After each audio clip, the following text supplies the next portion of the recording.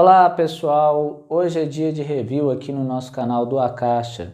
Hoje eu trago para vocês um tarô belíssimo, um tarô livre das amarras da racionalidade. É o tarô surrealista ou Surrealist Tarot, um tarô de Luigi Giamarino. É um tarô extremamente bonito. Vocês vão perceber que algumas cartas foram pintadas, desenhadas em anos diferentes. Eu aconselho muito aquelas pessoas que querem sair do convencional ou sair pela tangente daquilo que já está estabelecido dentro do tarô para comprar, para adquirir esse tarô, salvo aquelas pessoas que são inexperientes. As pessoas inexperientes não devem ter contato nenhum com esse tarô, a não ser como colecionador, como apreciador de arte surrealista, mas jamais para utilizá-lo, porque para utilizar um tarô do quilate do tarô surrealista, precisa-se ter muita experiência, muito conhecimento, um conhecimento profundo do tarô e ter um certo borogodó, um certo molejo para poder lidar com algumas propostas que ali estão nele, porque realmente ele acaba induzindo a gente a entrar num campo que é o campo do inconsciente, que é um campo que nós já trabalhamos como tarólogos, mas que precisa ser acessado com certa segurança, com uma certa expertise.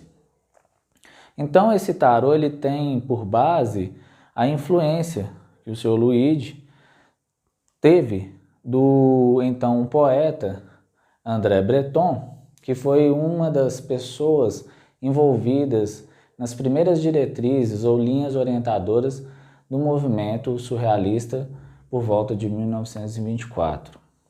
Esse movimento tinha por base, então, fazer jus a todo o esforço que a psicanálise já vinha fazendo e todo o trabalho que a psicanálise, por meio de Freud, revelou ao mundo e entrar de cabeça nos domínios do sonho e do inconsciente.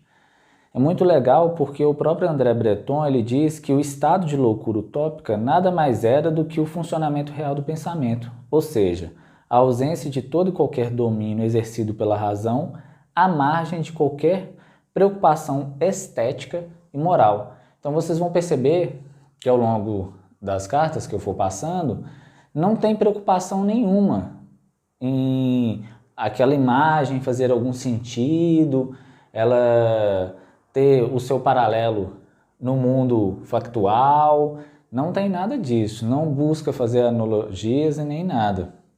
Existe também alguns desenhos que nos levam a ter algumas parendolias, então é um tarô realmente fora da caixinha. É um tarô que aquele que quer ter um tarô exótico e que de certo modo não foge tanto do escopo do tarô, porque por incrível que pareça tem muitas cartas que não tem uma ligação direta, mas ainda assim eu consigo ver elementos que dão condições para a pessoa utilizar. Mas realmente, se não for para ser usado para a tiragem, ele vale como um tarô de colecionador, um tarô para ser apreciado, às vezes até para enquadrá-lo, colocar de enfeite algumas cartas na parede ou num quadro de montagem de cartas.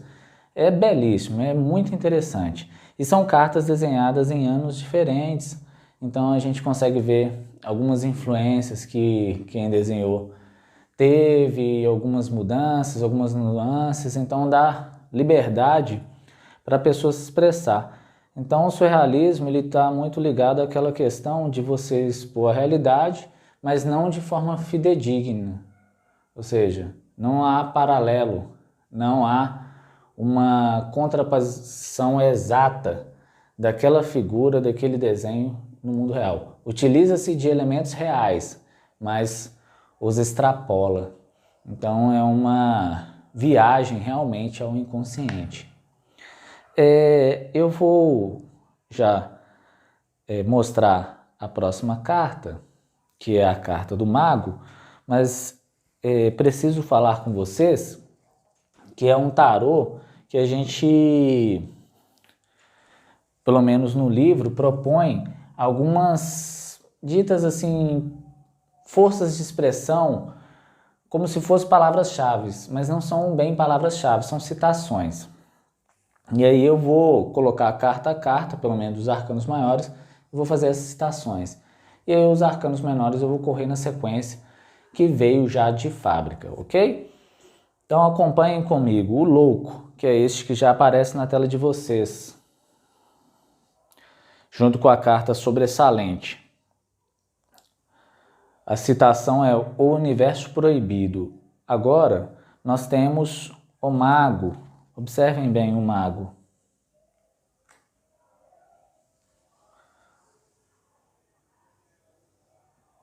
O mundo das fábulas. Lembrando que fábulas são aquelas historietas, as histórias da carochinha ou lendas, onde os animais ganham vozes, ou seja, os animais passam a ter figuração humana, se comportar como humano, falando, se comunicando na língua humana. Número 2. Arcano da sacerdotisa.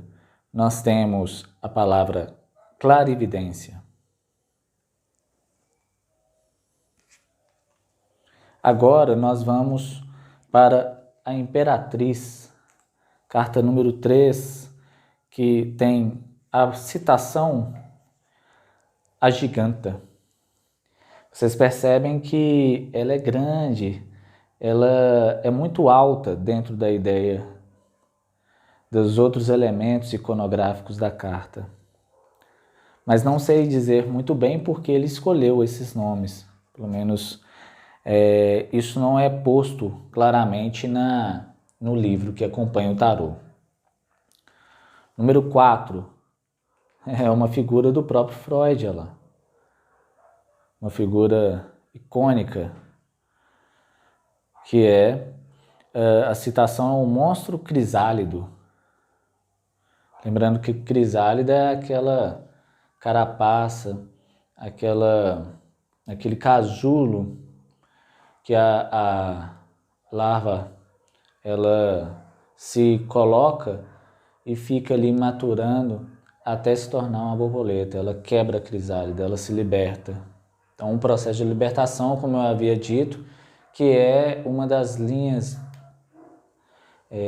uma das diretrizes, um dos códigos da existência do movimento surrealista, principalmente no seu início e dentro até mesmo do cinema ainda incipiente naquela época.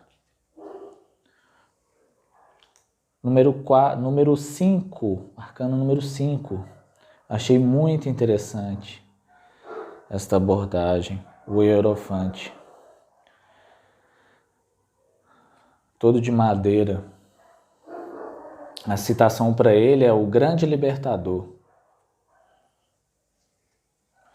Aqui o arcano número 6, The Lovers, ou os amantes.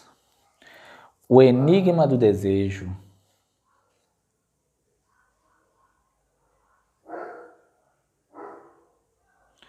Aqui o número 7, o carro. Pelo menos aqui no nosso livro que acompanha, o tarô é dito a carruagem. A palavra de citação é a esperança rápida.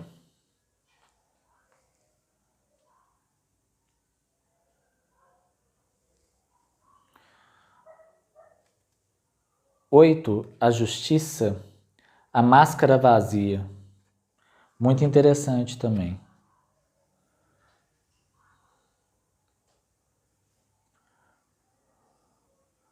Percebam que nesse tarô, o 8 não é a força, porque ele segue o sistema do antigo tarô de Marseille, e não o sistema ou a convenção do Rider-Waite, certo? Aqui é o número 9, o arcano número 9.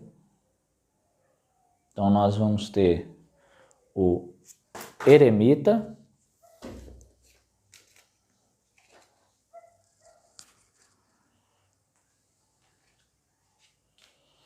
E o eremita, a palavra-chave, aliás, a citação é o olho do silêncio. Perceba que ele, no lugar da lamparina, da lanterna, ele carrega um olho. Muito interessante também. Aqui a abordagem iconográfica da Roda da Fortuna, que aqui nós temos a citação O Poço da Verdade. Quando nós conhecemos a verdade, nós paramos de repetir certos padrões de comportamento. Então, a citação sempre é muito inteligente.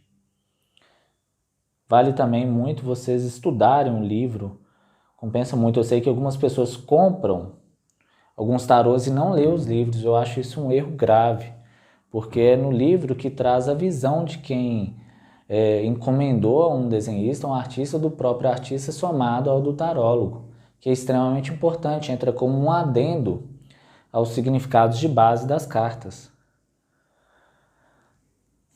Agora nós temos aqui, finalmente, então, a número 11, que no sistema do antigo tarô de Marsella é a força.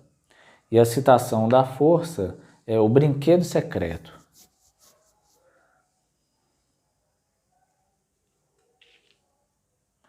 Aqui para o dependurado achei muito interessante também.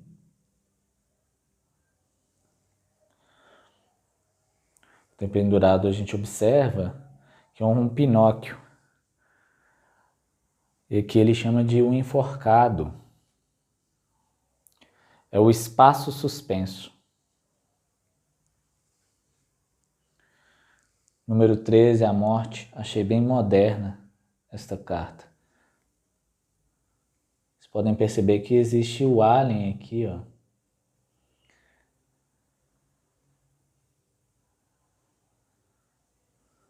É muito legal. E a artista que fez a alien, a artista principal dos primeiros filmes, aliás, de todos os 5 filmes. E aqui a citação é a condição da vida.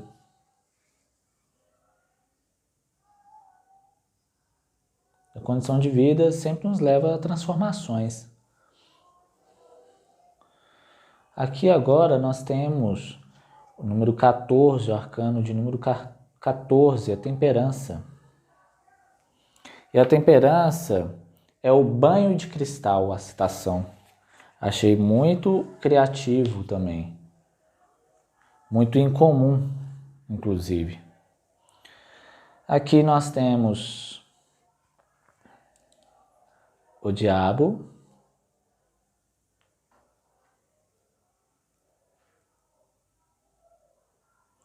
A carta é um pouco escorregadia, mas ela é boa de manusear. É boa para embaralhar, certo? E aqui o diabo, nós temos a citação, um demônio lógico.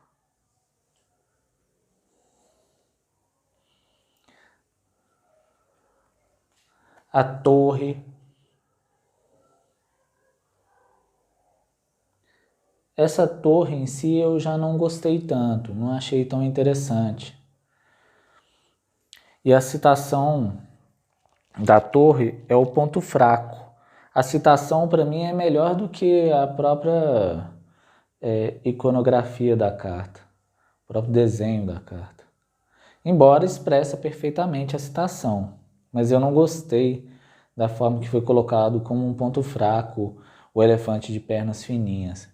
Mas é aquela coisa transgressora que o surrealismo tem que ter para ser considerado uma arte surrealista. E aqui nós temos agora o arcano número 17, que é a estrela, e a citação é o espelho vivo. Percebam que aqui existe uma estrela que é a mesma estrela que está aqui na carta sobressalente, a carta de apresentação do tarô. Existe uma segunda carta de apresentação também, mas eu não vou mostrá-la.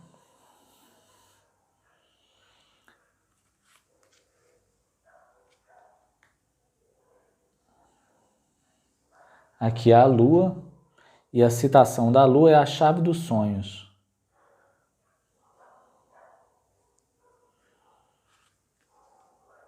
Aqui é o sol.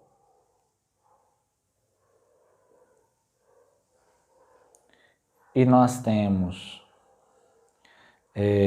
a citação amanhecer paranoico crítico.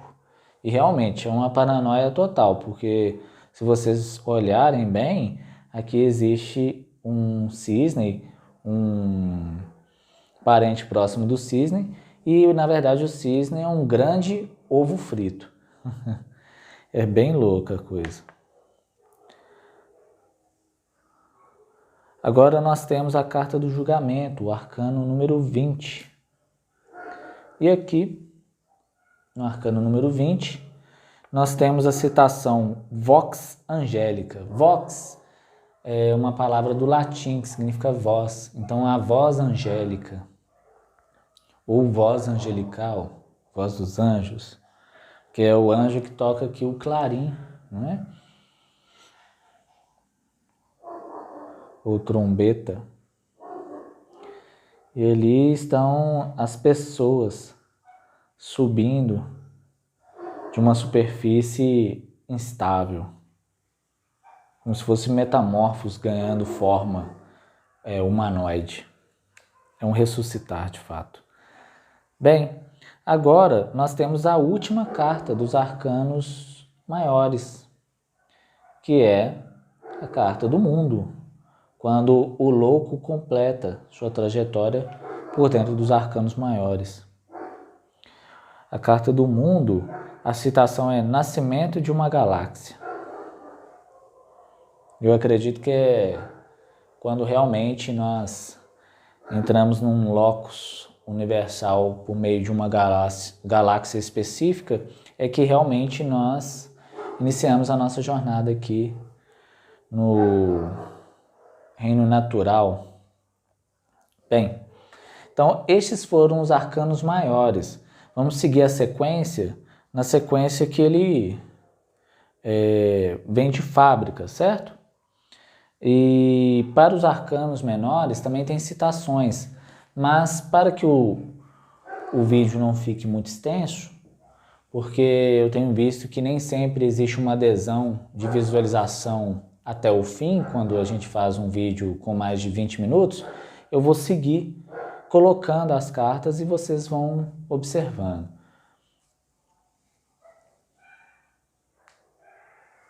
As de ouros, 2 de ouros, 3 de ouros, 4 de ouros, 5 de ouros. E aí, se tiver alguma carta que tenha chamado mais atenção ou não ficou muito clara a imagem para vocês, porque talvez eu tenha sobreposto a próxima carta muito rapidamente, porque são muitos os detalhes, é só vocês pausarem o vídeo, tá joia? 6 de ouros, 7 de ouros, 8 de ouros,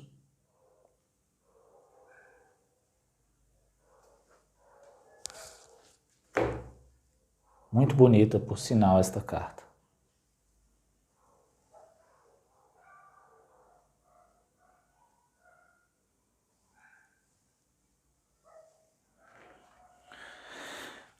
9 de ouros, 10 de ouros, Pagem de ouros, Cavaleiro de ouros, bem bizarro, Rainha de ouros e, por fim, o Rei de ouros ou Rei de pentáculos, a mesma coisa. Agora vamos seguir aqui na sequência com o As de paus, muito interessante, muito intrigante esta carta, diga-se de passagem. Aqui nós temos o 2 de paus, 3 de paus, 4 de paus, 5 de paus, 6 de paus, 7 de paus, muito interessante, 8 de paus, 9 de paus, 10 do naipe de paus. Essa é uma das que merece dar uma pausa para observar, inclusive até virar a câmera. Aqui nós temos o pajem de paus, cavaleiro de paus. É interessante notar que o autor ele acaba trazendo algumas referências do surrealismo que foi executado, porque o surrealismo ele não acontece só em pinturas, ele acontece, como eu disse, no cinema ainda incipiente naquela época e até os dias atuais, já com o cinema bem estabelecido, mas com muito surrealismo, igual a exemplo de um filme muito famoso atualmente, que é o Doutor Estranho, tem muito surrealismo nele, muito, mas muito mesmo. E vocês podem observar, tem uma arte plástica, uma estátua de natureza surrealista. Então ele traz isso em todas as cartas. Se vocês derem nota e observar com atenção, vocês vão perceber isso. Rainha de paus, rei de paus. As de copas,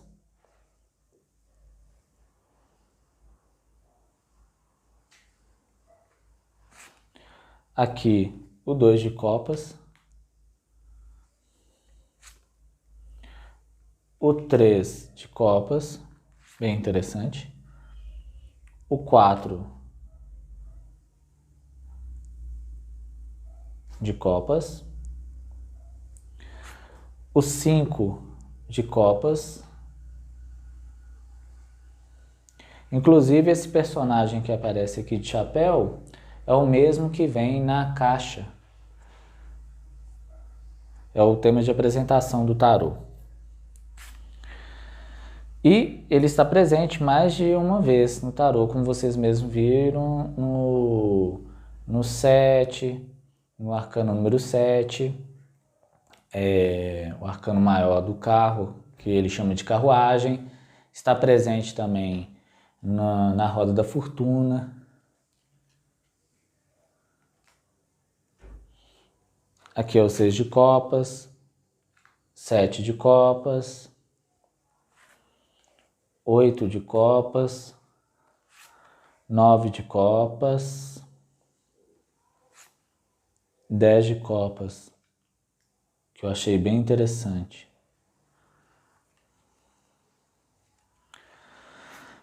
Pajem de copas, cavaleiro de copas, rainha de copas, rei de copas.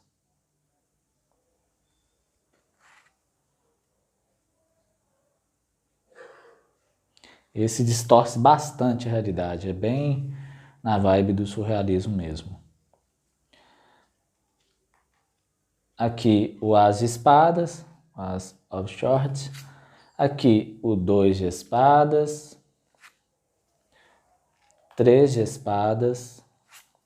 Aqui, interessante, uma referência ao Facebook e os emotions. 4 de espadas, 5,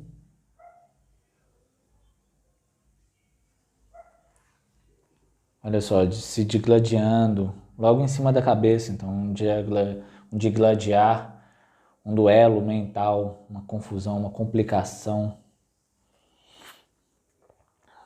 uma discussão. E aqui é o 6 de espadas, 7 de espadas, 8 de espadas, o perfume, 9 de espadas, 10 de espadas, pajem, olha só o pajem,